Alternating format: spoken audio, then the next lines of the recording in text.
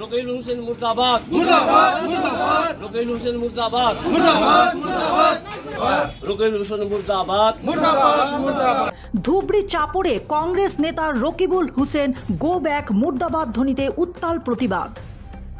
সমাগত লোকসভা নির্বাচনকে সামনে রেখে ধুবড়ী লোকসভা সমষ্টিতে রকিবুল হোসেনের নাম প্রার্থী হিসাবে চর্চা লাভ করার পর এভাবেই একাংশ কংগ্রেস কর্মীর প্রতিবাদ। লোকসভা নির্বাচনের পূর্বে প্রার্থীকে নিয়ে কংগ্রেসের ভিতরে চলছে নিজেদের মধ্যে অসন্তুষ্টি প্রকাশ।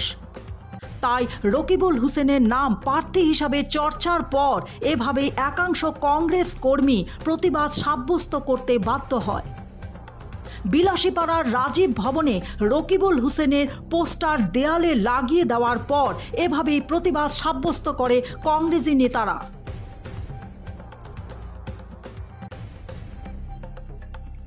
উল্লেখ্য যে সমাগত লোকসভা নির্বাচনে বদরুদ্দিন আজমলকে সামনে আনার জন্য কংগ্রেস দল রকিবুল হোসেনকে প্রক্ষেপ করার কথা উল্লেখ হওয়ার পর একাংশ কংগ্রেসি বিক্ষুব্ধ হয়ে পড়েন। রকিবুল হোসেন মুর্দাবাদ, Rakibul Hussain go back slogan দিয়ে প্রতিবাদ সাব্যস্ত করেন। কংগ্রেস কর্মী সকলে বললেন বদরুদ্দিন আজমল একজন বিদেশি। কংগ্রেস কর্মী বিদেশি প্রার্থীকে কোনোভাবে মেনে নেবেন না। অপরদিকে কংগ্রেস আই জিন্দাবাদ, ভূপেন বরা জিন্দাবাদ, প্রাক্তন সাংসদ আব্দুল হামিদ জিন্দাবাদ ধ্বনি দিয়ে উত্তাল করে তোলে। কংগ্রেসের হাইকমান্ডকে অনুরোধ জানিয়েছেন কংগ্রেস কর্মী সকলে প্রাক্তন সাংসদ আব্দুল হামিদকে দলীয় টিকিট যেন প্রদান করা হয়। গুয়াহাটি থেকে সপ্তা দত্তের রিপোর্ট, বিগ নিউজ 24x7। প্রতিবাদ মানে একচুৱেলি আজি আমি ইয়াত ভোট খাইছোঁ আগন্তুক লোকসভা নিৰ্বাচন মই জনামতে এপ্ৰিল মাহত বা মে' মাহত হ'ব পাৰে আৰু কি। মই কংগ্ৰেছ আহি পদবীত ইয়াৰ আগত আছিলোঁ ব্লক ভাইচ প্ৰেচিডেণ্ট আছিলোঁ ব্লকত।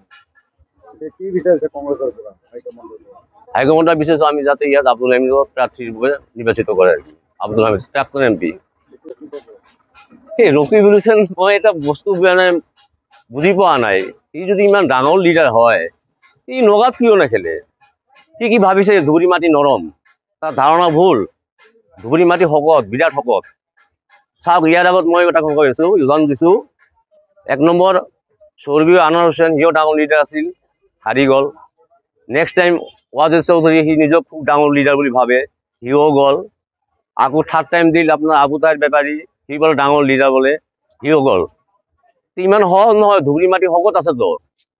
ইয়াতে এজন টাইগাৰ লুকাই আছে, সেই টাইগাৰক এতিয়ালৈকে চিনি নাপায়। কিন্তু মই আশা ৰাখিছোঁ অসম প্ৰদেশ কংগ্ৰেছৰ সভাপতি মাননীয় ভূপেন বৰা ডাঙৰীয়া এইবাৰ এই ভুলটো নকৰে। টাইগাৰজনৰ নাম মই কৈ আছোঁ, ইয়াৰ আগতে মই 3টা আপোনাক উদাহৰণ দিলোঁ। একমাত্ৰ যোগ্যতা প্ৰাৰ্থী এজনে আছে, সেইটো হ'ল আপোনাৰ সাংসদ, প্ৰাক্তন সাংসদ আব্দুল হামিদ। এই হাৰাম চাৰি যাব। নাই নাই, নামানো সিহঁতক, নো নেভাৰ, নামানো। সি কোন? সি যদি ইমান ডাঙৰ লিডাৰ, সি তাক সজাই নগাঁৱত কিয় নেখেলে? এই সি ভাবিছে কি ধুবুৰী মাটি নৰম নহয় জানো? নৰম নহয়। বিৰোধিতা কৰিম, আমি নামানো কেতিয়াও। সিও বিদেশী মাল, সিও বিদেশী মাল, পাৰ্থক্য কি হ'ল? আৰু লোকেলটো দিলে 3বাৰ হেৰি গ'ল। আব্দুল হামিদ এতিয়ালৈকে টিকিট পোৱা নাই। সিটো হাৰা কেণ্ডিডেট নহয়। এটা হিন্দীত কথা কয়, যে হাৰ গিয়া সো ডৰ গিয়া। আৰে ৱাজেদ চৌধুৰী, আপুনি কেনেকৈ টিকিট চায়? আপুনি হাৰি গৈছে এবাৰ। ৰকিবুল হোসেন, আপুনি যদি ইমান ডাঙৰ লিডাৰ হয়, আপুনি কিয় তাত নেখেলে? ইয়াত ধুবুৰী মাটি নৰম নহয় জানো? নৰম নহয়, শকত। তাৰ ধাৰণা ভুল। সেইকাৰণে ৰকিবুল হোসেন ডাঙৰীয়া মহোদয়ক অনুৰোধ কৰিছোঁ, আপুনি ইয়াৰ পৰা গুচি যাওক। বৰ্তমান পৰিস্থিতি খুবেই বেয়া, খেতি একদম নৰম হৈছে। যাৰ কাৰণে মই মাননীয় প্ৰদেশ কংগ্ৰেছৰ সভাপতি ভূপেন দাদাক অনুৰোধ কৰিছোঁ মই, যাতে ভিটিটো শক্ত কৰাৰ কাৰণে আপুনি নিজৰ বিবেচনা হিচাপে প্ৰাৰ্থীবিলাক নিৰ্বাচন কৰে আৰু কি।